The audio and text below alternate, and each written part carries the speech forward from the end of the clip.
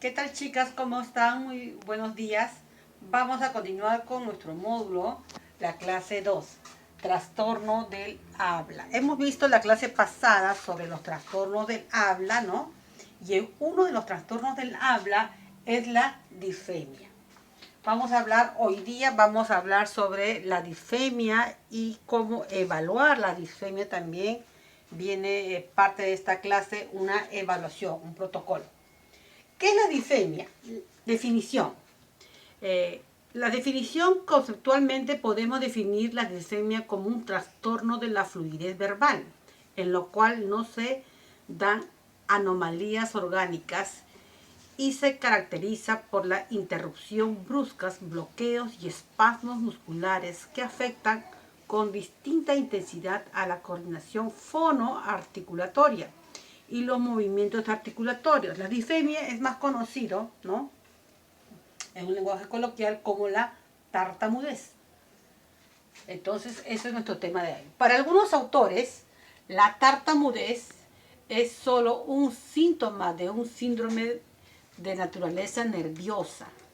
Eso es para algunos autores. Es decir, sería un síntoma o afecto de un trastorno emocional, no limitado exclusivamente en el área verbal.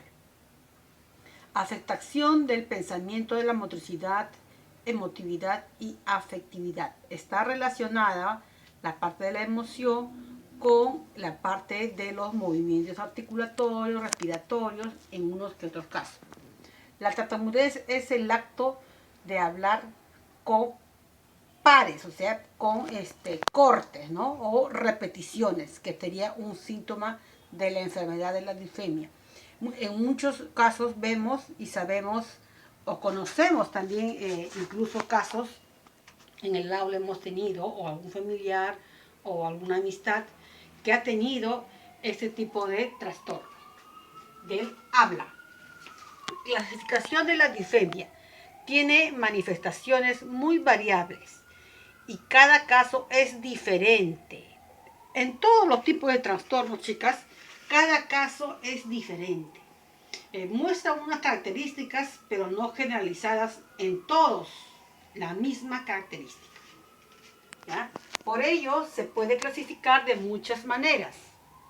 Farbulleo es una alteración del lenguaje caracterizado por la rapidez excesiva que afecta a la inteligibilidad. Taquilalia, hablar deprisa, que origina atropellamiento en el habla. Taquifemia, hablar deprisa, articulando de forma desordenada. Entonces, de esta forma se clasifica la disfemia. La clasificación más común, tenemos la disfemia clónica, que muchas veces seguro habrán escuchado. Hay repeticiones de sílabas o palabras.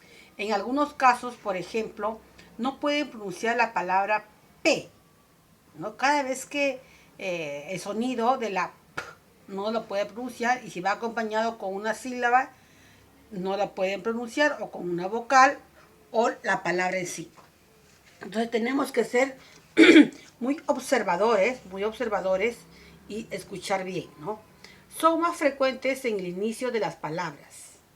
Mayormente cuando va a decir una palabra tiene esa dificultad. Cuando inicia la palabra. En palabras que empiezan por consonante y más frecuente en oclusivas.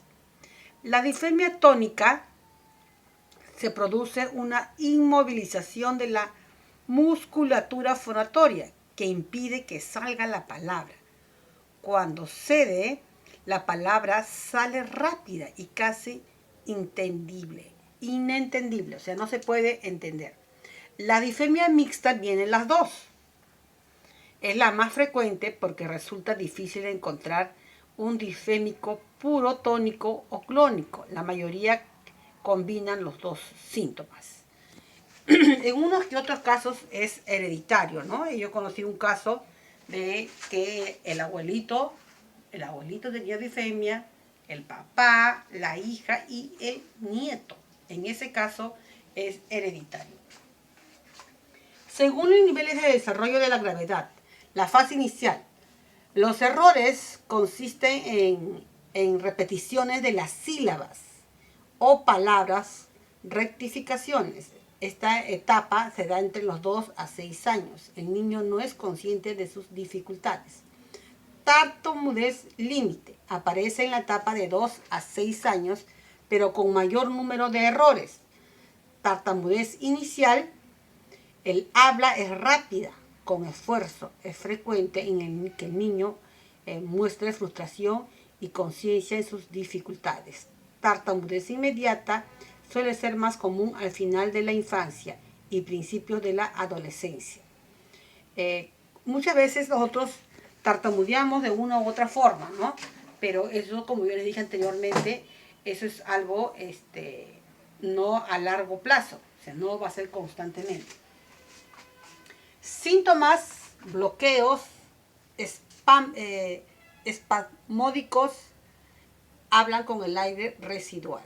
Viene a ser el volumen o el tono que está aumentando. El habla puede ser fuerte, agudo.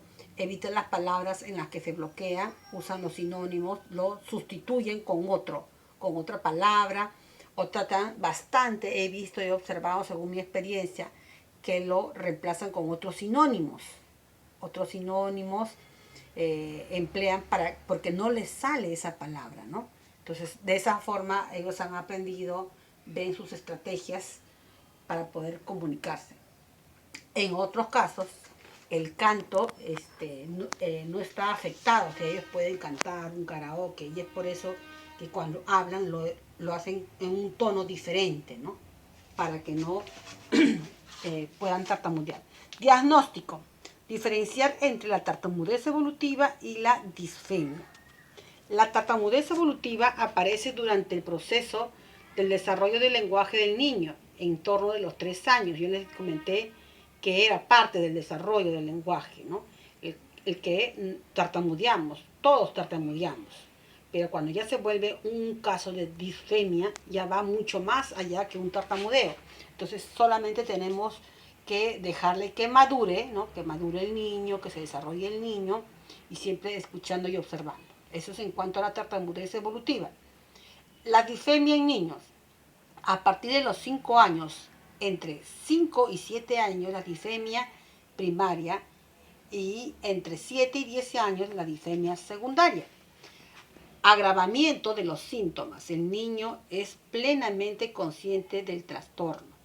Adopta estrategias evitativas y presenta problemas sociales con sus compañeros. Acá ya se ha vuelto un trastorno, ¿no? De disfemia. Ya no es tartamudez, sino va mucho más allá, que va con la parte de la expresión oral y movimientos corporales, que ya vamos a verlo posteriormente.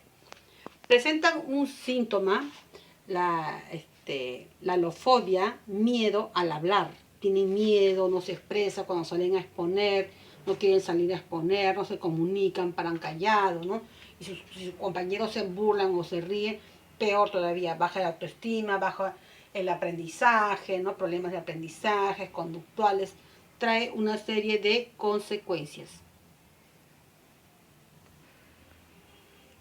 La evaluación. ¿Qué cosa hay que tener en cuenta para evaluar?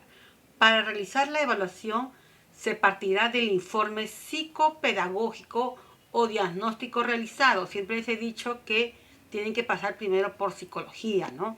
Si es posible por neurología, por los profesionales correspondientes. Además, hay que descartar patologías a nivel neurológicos y deberían explorarse el nivel cognitivo, así como el componente relacional afectivo, siempre que se considere necesario. Aspectos a tener en cuenta.